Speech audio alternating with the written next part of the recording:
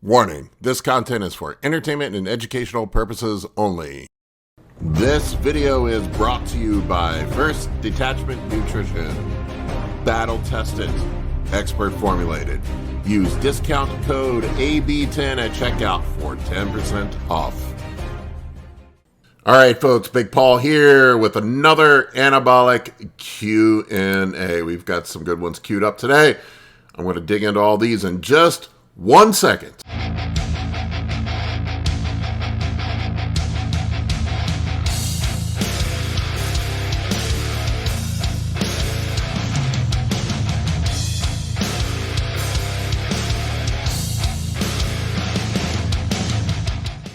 All right, first question here. I'm not even really sure how to say this username, but it is from Lol Ring Het Silo 5406 or some shit like that. I apologize, dude, if I slaughtered your name here. It's a hard one to make out. In what weeks, dude, you really see the results of Tren Ace? Well, Tren Ace hits pretty quickly. If memory serves me, the half-life is something like 36 hours. So you're, or 48 hours, so somewhere in that range. The half-lives on these things, too, it's another thing to consider, vary from person to person. These are averages. They'll vary slightly from person to person. So you may metabolize it a little bit more quickly than somebody else, and where you inject it, and yada, yada, yada.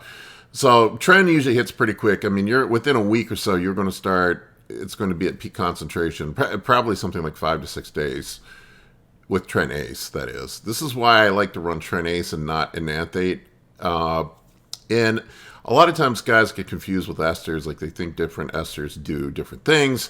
And really the only compelling reason to use a longer versus a shorter ester is how quickly you want to get in and out of the compound. If you want it to hit quickly and you want to get out quickly, then you probably want to use a faster ester. Slower esters sometimes seem to have less side effects because the drug slowly titrates up, sort of autonomously by the nature of how it builds up in your system. So that's something to consider. So with starting Tren Ace, you may want to titrate up the doses as you go with it. But I prefer Tren Ace because a lot of times people have problems with Tren. And if you're using enanthate, something that has a 7 to 8 day half-life, it takes roughly 5 half-lives for it to get to a point where it's effectively out of your system. So you're talking about being stuck with it for 30 to 40 days.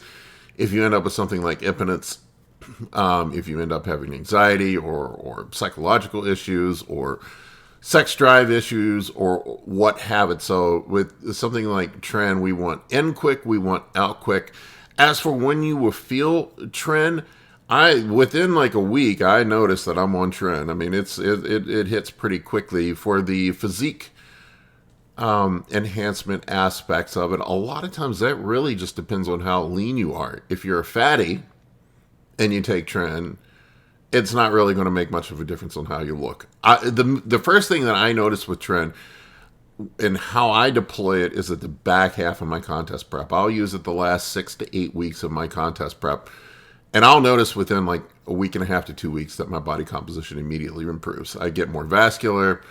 It seems to thin out my skin. I notice that my metabolism starts to pick up. But for off-season purposes, I'm going to make a lot of the bros out there, the Tren bros, angry. I don't think it's the best choice for an off-season. It may be in spot duty for body composition cleanup, but for off-season, I generally stay away from Tren. I think there are better options. Tren tends to crush your appetite. Tren tends to ramp up your metabolism. Tren tends to, affect your mood, affect your sleep. So if you can't sleep, you can't eat, you're not going to put on any appreciable size. You're going to look big. You're going to look hard. You'll see these guys that run Tren year round, and I see them all the time on social media. The Tren crew, and none of them ever get big. they're just ripped 365 days a year. Which, whatever. I don't care if you want to take Tren 365 days a year and be angry and not sleep, and effectively melt your noodle. That's cool. That's your prerogative. But with Tren, I generally limit it to body composition cleanup phases or the end of contest prep. I notice it pretty quickly, especially when you're lean. It seems to shine more when you're leaner and you're in a fat loss phase than it does in the off season. That's my experience. So pretty quickly, within a week or two. Matt Gerard 96 asks, what difference do you notice from going, say, from 3 to 4 IUs of GH up to 6 to 8 units, etc.? GH is one of those things that's subtle. It's not like we were talking about Tren in the last episode. You know you're on Tren, and you immediately know you're on Tren. A lot of times with GH, you don't even know you're on GH, and it's a slow burn. It's something you have to commit to over a period of time. I honestly, the only thing I notice different when I start to push up doses is sometimes I get side effects, and the side effects that I get from it, my hands go numb. Sometimes that makes me really fucking sleepy.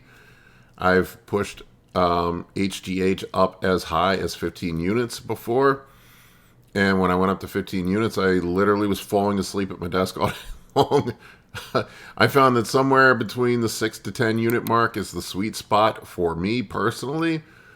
I go much higher than that. My hands go numb. I get carpal tunnel. I get super tired. Another thing that you might notice is rising insulin resistance, where your fasting glucose levels will start to rise, and glucose becomes more difficult to control. But as far as how you feel, you really do not feel much different. I will say this, that when I run HGH and I run it at higher doses, I tend to be more full. And it could be in my imagination. HGH tends to keep my body composition better. I look leaner, I look harder when I'm running HGH. I'm a bit fuller. But it's subtle. It's not like running Tren where you notice an instant difference. And I honestly, here lately, I don't get the side effects from it like I used to when I push the doses up. Other than the tiredness, I really don't get the carpal tunnel anymore. I've noticed my hands have gotten bigger than they used to be. Shake a pro bodybuilder's hand sometime, like the elite guys on the open class bodybuilders, the Olympia stage, and you'll notice how massive their hands are. Their hands get huge. I get these big club, I don't know if you can see this, but these giant club hands. My hands are almost as wide as they are long, and I didn't have that before I took HGH. So, just something to consider. All right, my Mark Joe asks, thoughts on the best PEDs to avoid hair loss if prone via family history and you still want to cycle? Honestly, probably the safest thing you can do is take testosterone with a 5-AR inhibitor and use things like HGH, which are non-androgenic, and probably insulin, probably some testosterone with a 5-AR inhibitor, and testosterone or HGH and insulin are probably going to be the safest thing on your hairline. There's some argument out there, and I haven't found compelling reason or compelling evidence either way of whether or not that things like that are already 5-alpha reduced do not affect your hairline. There's a contingent out there. There's some gurus, I say gurus loosely, that say that in theory that things like primobolan and masteron and winstrol should not affect your hairline. I have seen otherwise. Maybe it's some secondary effect. Talking to Dr. Todd theorizes that maybe because they reduce the aromatization of testosterone, that actually more of the testosterone is converting to DHT, and then that increased DHT is causing increased hair loss, and that the DHT derived steroids are already 5-alpha reduced, and they selectively bind with the androgen receptor. So, in theory, they should not cause hair loss, but I have seen otherwise. It could be some secondary effect that I'm not aware of. Please don't shoot me if I'm wrong about this, but that's just what I've seen. But speculating here, I would think that the safest thing to do would be testosterone with the 5-alpha reductase inhibitor, and just running GH, which is not going to affect your hairline, and probably a little bit of insulin if you want to grow. All right, the Z Griffin. He has a personal question for me. What came first for you, bodybuilding, playing music, or BJJ? Have you considered maybe cross-training amongst the three? It's more common than people think because they all encompass what a delayed gratification feels like. Just an interesting thought. Yeah, I get what you're saying about the delayed gratification thing. I like to grind away at goals, whatever that goal is. And music, backing up here, music came first for me. I started in music, I don't know, when I was 11, 12. And there's a thing in music they call 10,000 hours to perfection. You may or may not have heard of it, but they I don't know if there's any science to it or anything, but they claim that it takes 10,000 hours of practice and rehearsal to become a master of a musical instrument. And if you do the math on it, I think it's 2,080 hours per year if you worked 40 hours a week at something. So if you put 40 hours a week into your musical instrument, it's going to take you 5 years to master it. Now, very few people are practicing, 6 hours a day their music instrument. That's not happening. It's probably more like an hour a day.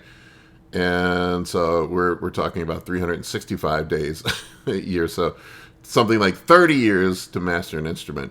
But I've always liked things that you grind away at and that you progressively improve. Music's that way.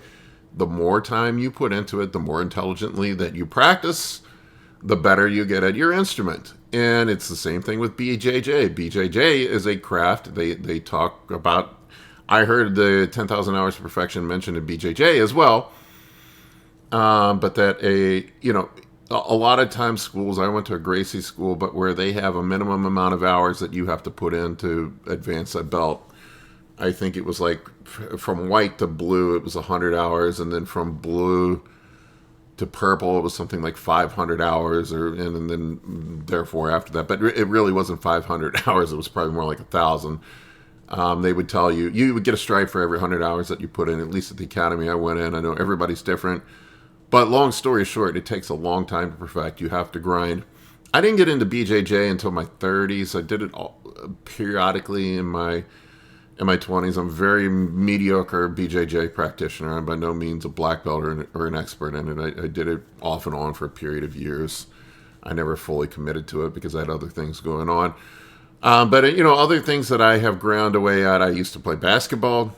I have been involved in multiple businesses. I like to work. I like to grind. I look at life as, for those of you that play video games, I look at life as the ultimate RPG. You put in the grind on your character and you level up your character incrementally by doing all the quests, all the work. Bodybuilding is that way. Bodybuilding is a delayed gratification sport. You are not going to step on the Olympia stage after 1 year of training and taking PEDs and eating a diet. It's more like 7 to 10 years. It's the same way with music. You're not going to stand on stage and be a professional musician and probably until you put 10, 12, 15 years into a musical instrument. You're probably not going to get your black belt in BJJ until you have practiced for 10 to 12 years. You're probably not going to be a millionaire in business until you've put, something like 7 to 10 years into that business. It takes time. You have to grind. I like to grind. I find the grind fun. I like to push myself. I like to go at it day in, day out. All right, next question from GM Monkey. GM asks, how to significantly increase appetite during a push when you're just struggling to eat almost every meal. I'll be honest with you, man. I wish I had a solid answer for you. I do have some tricks that I use. I am at the end of a very, very long off-season now. I've been in an off-season phase for almost a year now, in which to me is just too long. I don't like to be in an off-season phase that long. I probably like to push for like 6 months and then go back into a cut. It gets really fucking hard. Every bite of food that I eat now, I want to throw up. It's really hard. I have not been getting all my food down. There are things you can do. Like when I'm working with my clients, I'll manipulate fats. I find that if I lower fats and push up carbs, that will increase appetite.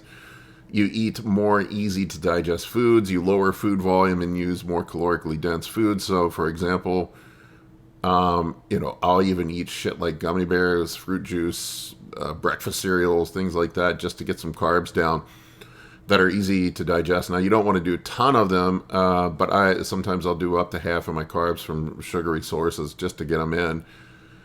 And this is not the healthiest way to eat, so please don't crucify me and tell me that I'm going to die. But I honestly, when I get deep into an off season, I throw the vegetables in the trash. I do not eat vegetables. I eat stuff that has low fiber in it. I will take a fiber supplement at the end of the day to get my fiber requirements in. I will use a greens powder, something I can drink easily to get the greens down. I will use easy to digest proteins such as cod. Cod's pretty easy to get down. I stay away from high FODMAP foods that will cause gas and bloating.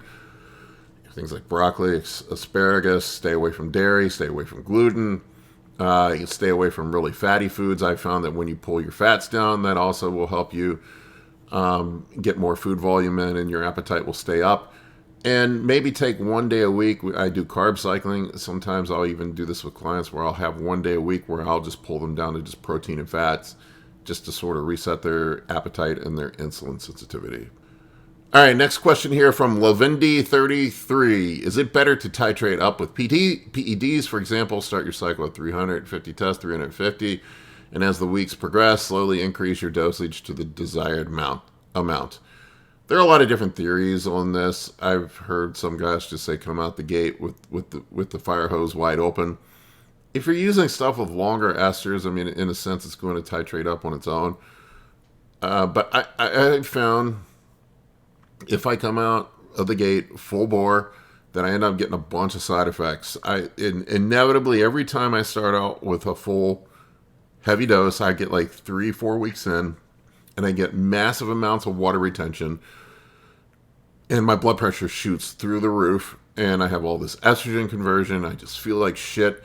I have found that if I take about 6 to 8 weeks and slowly titrate up my doses, if I also use daily injections, if I microdose everything and inject daily, that it seems to cut down on the side effects. It seems to cut down on this sort of whatever rebound effect that your body has with water retention when you go back on the PEDs. I don't like that big, bloated, messy look, especially as you get older. It's not good for you. It's not good for your heart. It's not good for your blood pressure. It's just just nasty. So I do titrate up my doses. I find that that is more effective, and I'll just slowly ramp things up. And I don't really have set top end of where I'm going to. I just see what I can get away with. If I'm running along on X dose and I'm making progress and I feel good, I'll just leave it there for a little while. And then when I hit the wall and I'm not progressing anymore, then I'll push it up again incrementally, and I'll do that for a while, and then I first try to push food up, but then I keeping an eye on my blood pressure. I had on this last push, I had to back off a little bit because my blood pressure got too high and I couldn't get it down with blood pressure medicine. So I backed off, and then it came back in, and then I pushed up again slowly, and it helped. My blood pressure held. Your body likes to strive for homeostasis. It likes balance. So I think anytime that you throw the kitchen sink at it at one time, that it really throws things out of whack. Also, different people handle things different individually. So it also depends on your unique physiology and how your body responds to things. All right, last one here from Josie, 154K45. Josie said, this might be a good one. What about time on versus time off? I notice a lot of younger guys at my gym coming off for 2 to 4 weeks or less time off. I've always done 12 to 14 weeks on and then TRT for 3 months. And that's considered a little more conservative with less gains and more longevity. I mean, the longer you're in a super physiological dose, probably the more you're increasing risk. Now, a lot of this is subjective, and this is why I like to slowly titrate up doses. I found that as you slowly titrate up doses, if you're just using what you can get away with, you can run your off-season or your phase for way longer than what you could normally, and then eventually you do just kind of hit the wall. I don't go in. I've generally found somewhere around the 20-week mark, 16 to 20-week mark of being on a full-blown blast that things just stop working. I just don't make progress. I start to feel like shit. I start to get lethargic. I don't want to train. Motivation goes, and that to me is time to back down. I generally this year I did almost a 4-month cruise. That's the longest cruise I've done in a long time. Have had stretches of time where I have stayed on nonstop for over a year, 18 months, 20 months. I don't know that that's recommended, but I would think probably something like 16 weeks with an 8 to 12 week cruise, something like that should give your body the break you need. Or if you want to run a longer cycle, slowly titrate things up. There is a camp out there of people that there's some coaches out there now, some more modern, some of the guys, the safer protocol guys, that advocate just slowly ramping things up, and you can continually stay on. I would let your blood work dictate that. I like to run my blood work about at peak doses just to see how fucked up things are, and then I'll run it at the end of my cruise to see where I'm at as compared to the peak doses, and that gives me a good eye on where I'm at and how my body's responding to things, and then I just sort of let how I feel, what my blood work looks like, dictate whether or not I need to come back down to a cruise.